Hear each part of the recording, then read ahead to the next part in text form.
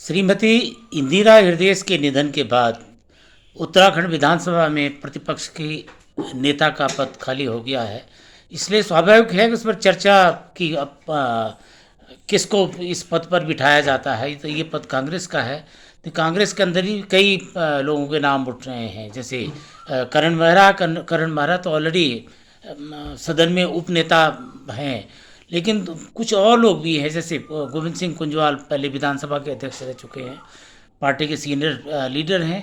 लेकिन एक और नाम उभर के आ रहा है कि कहीं ममता राकेश जी को भी इस पद के लिए बिठाया जा सकता है। ममता राकेश का नाम इसलिए भी उठ रहा है क्योंकि उत्तराखंड विधानसभा ये चौथी विधानसभा है, इसका कार्यकाल अब समापन की ओर है और इसमें केवल अब शीतकालीन सत्र ही होना है। तो इसलिए अब विधानसभा में प्रतिपक्ष के नेता का जो रोल है वो बिल्कुल अब तो नगण्य ही रह गया है। यह पद केवल ये है कि सम्मान देने के लिए, किसी को सुविधाएं देने के लिए ही है। तो ज़रूरी है राजनीतिक इसके जो निहितार्थ हैं उसके, तो उसको राजनीतिक फ़ायदा उठाने के लिए या उसके कारणों से ये हो सकता है कि ममता राकेश को ये पद दिया जा सकता है। उससे एक ये हो गया कि महिला की जगह महिला, दूसरा महिला शक्ति को कांग्रेस ये कहेगी साहब हमने महिला शक्ति को प्रोत्साहित किया है, उसका सम्मान किया है। तीसरी बात ये हो सकती है भाई हमने दलित फेस को आगे किया है, हम दलितों के सबसे ज़्यादा हितैषी हैं। क्योंकि अब प्रतिपक्ष के नेता का रोल तो लगभग समाप्त ही हो चुका है, इसलिए सिंबॉलिक पद ही रह गया आज की तारीख में। ये किसी को भी दिया जा सकता है। नियमान वैसे भी देखा जाए तो करण मेहरा का स्वाभाविक हक इस पर बनता था, वो तेज तर्रार भी हैं। लेकिन अब तेज तर्रार की भी ज़्यादा ज़रूरत क्या रह गई। अंतिम पता नहीं उत्तराखंड में विधानसभा के सत्र भी कहाँ लंबे तो चलते नहीं हैं, दो दो तीन तीन चार चार दिन से ज़्यादा होते नहीं हैं।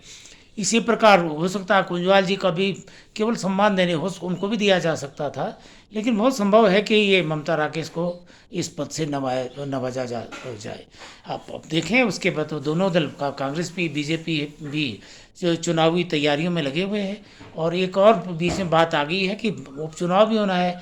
इंदिरा जी की जगह वो सीट हल्द्वानी की सीट खाली होगी, आपका गंगोत्री की सीट भी वो खाली ही है, अप्रैल से 23 अप्रैल से खाली है। इन सीटों पर उपचुनाव होगा भी या नहीं होगा, क्योंकि नियमानुसार पीपुल्स रिप्रेजेंटेशन एक्ट 1951 की धारा 151A के तहत 1 साल से कम जहाँ रिमाइंडर होता है, शेष अवधि होती है विधानसभा या लोकसभा की, वहाँ उपचुनाव नहीं होते हैं, अब तक तो हुए नहीं हैं। तो इसलिए यहाँ भी संभावना उसकी कम ही नज़र आ रही है। अगर ऐसा नहीं होता तो फिर दो स्थितियाँ पैदा हो जाएंगी। एक तो या तो यहाँ नेतृत्व परिवर्तन करना पड़ेगा, या हो सकता है कि उससे पहले विधानसभा की चुनाव भी घोषित हो जाएं। तो कुछ भी राजनीति में कुछ भी संभव है, मिराकल राजनीति में होते ही रहते हैं।